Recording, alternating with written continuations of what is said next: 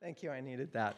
Okay, I want to talk about cycling because it's super important to me. And I want to go talk about a tricycle with red glitter and the sweeping handlebar and the little twirly things on the handlebar. So bright right here. And my tricycle had the extra wide thing on back so you could have a pal ride with you. Yeah. And my pal was Danny. Danny and I were always together. We were about 4 or 5, and we'd trade off. It was my tricycle, so I got to wash it and things like that. But Danny and I took turns, so you could be on the back and doing that. And we're playing one day, and I, for the life of me, cannot remember how this thing happened, but we were in the shed doing the show and tell. And we both drop our pants. And first we're looking at Danny. Huh. And then we're looking at me.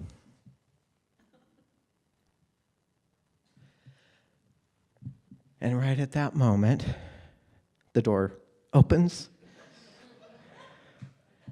My mom snatches me by the arm and says, "What the fuck are you kids doing? Danny, go home."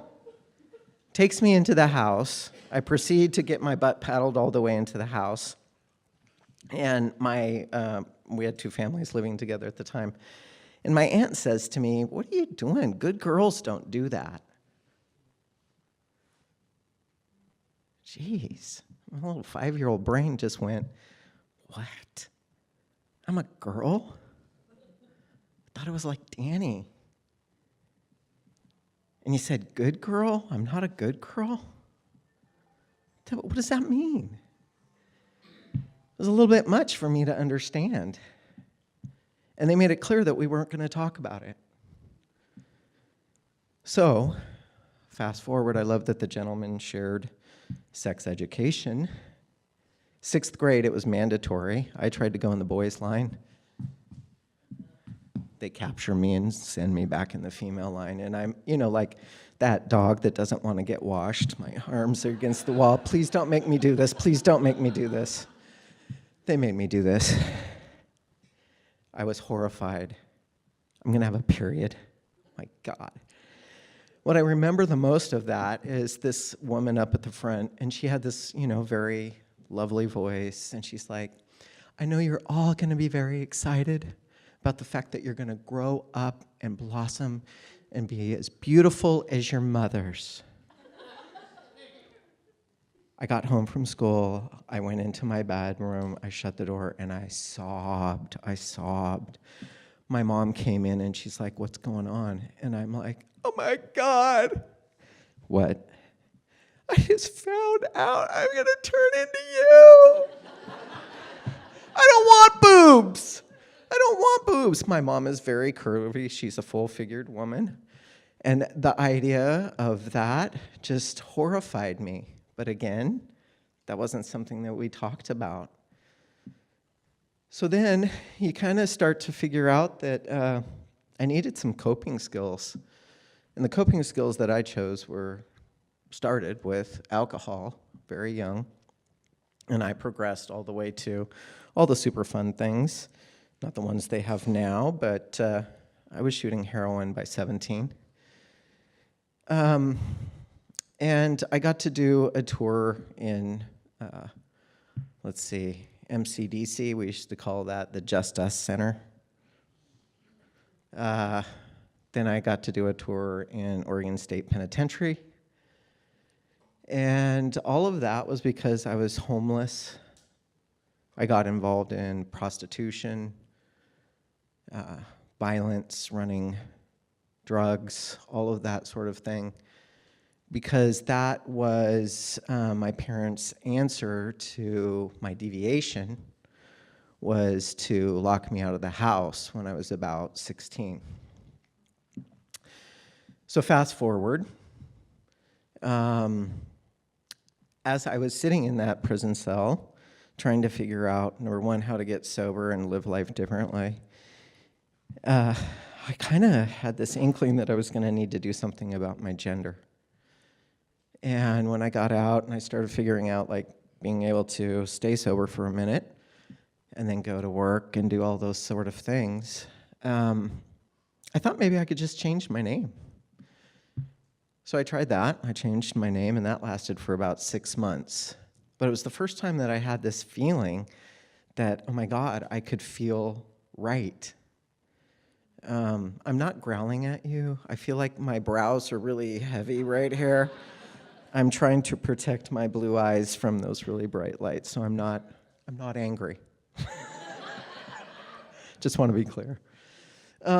Okay, so I decide that probably I need to do something about this, and there is not, at least that I knew of, any sort of internet or whatever. There were magazines, right? And my friend Holly, who owned It's My Pleasure, had a F to M magazine, and I read it, and I was freaked out. I'm like, oh my God, there's people like me someplace. There's going to be this second F to M conference in Seattle. I have to go. It was the first time in my life. What was the power stance? It was the first time in my life that I was in a room full of people that understood me, that were like me.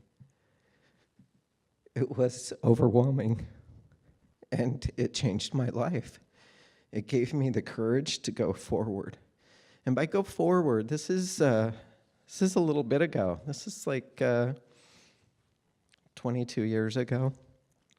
At that time, trans people died on the operating tables.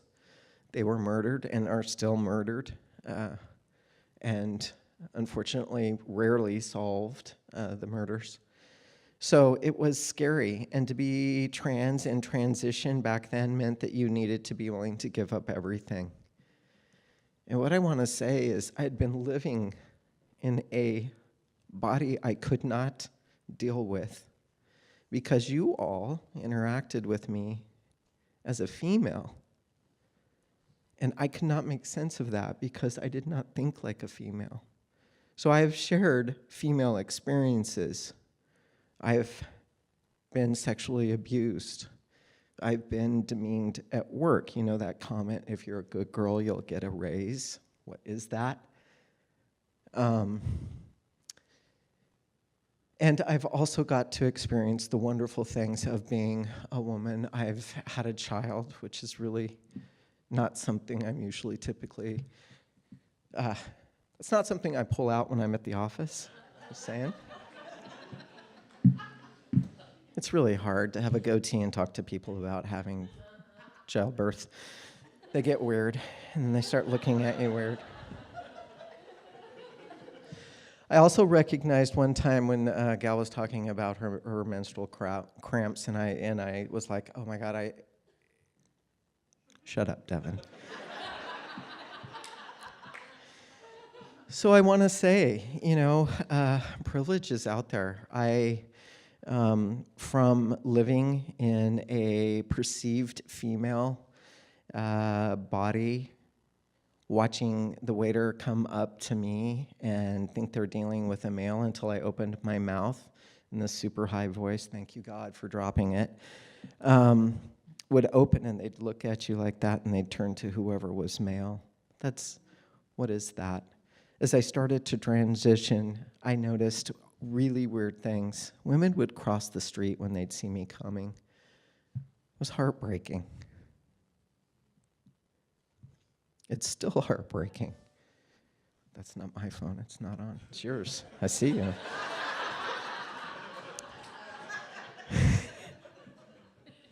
So I started a group. I was lucky enough to transition with 5 guys at the time. And we clung together because we were a minority within a minority, and there wasn't a lot of services and stuff to help us. So we started the very obnoxious cocksure, We were trying to claim a safe space for us when there were male to females that weren't as friendly and welcoming. And it was a social group where we practiced being male in public with our partners. It sounds really funny. You're like, well, Devan, if you thought you were male, why did you have to practice? Well, I was socialized female, right? So females don't normally walk into the male bathroom with a lot of confidence and stand at a urinal and go, now what, right? So we had to practice. I know, you're all freaking out right now. So there were 5 of us, and we would literally either go bowling and try to practice being male, whatever that meant. And the other things that we would do is practice peeing with I love that you called it a prosthetic. I called them a disc, right? Because it was a coffee can lid. It fit in my pocket and in my hand. And we had to practice, and we would practice in the bathtubs. Now that's a sight, right? If you ever want to get a good giggle, think about 5 guys who have not transitioned yet in their boxers and their t-shirts standing in the bathtub. Okay, Chris, you got it this time. You got it this time. You got it this time. Oh, shit. You did the thing where you pulled up too high, and it's you're going to have to try again, right? I was lucky. My pee goes this way. Who knew that was going to be a benefit for me? So we started that to make the safe space for us here. Miscellaneous, etc., was a group for 14 to 20-year-old trans and questioning youth. And the work that I did there with my buddy Jason was teaching 14-year-olds how to be safe on the streets, teaching them how to find a place to sleep, helping them understand how to make decisions when they're not ready to make decisions, and then trying to help them have conversations with their parents, which is eventually why I stopped doing it. I wanted to start punching the parents. How do you have a kid and tell them that you love them, but when they tell you they think they're a different gender, you want to kick them out of your houses? I couldn't do it anymore. So I went into corporation, which is much more clean, right? It's safer. But I started groups in corporations, and now I'm an emotional intelligence teacher, trainer. And what I get to do is sit across from linemen and other very macho men and say things like, could you practice with me how you would tell your son you love him? I'll leave you with that.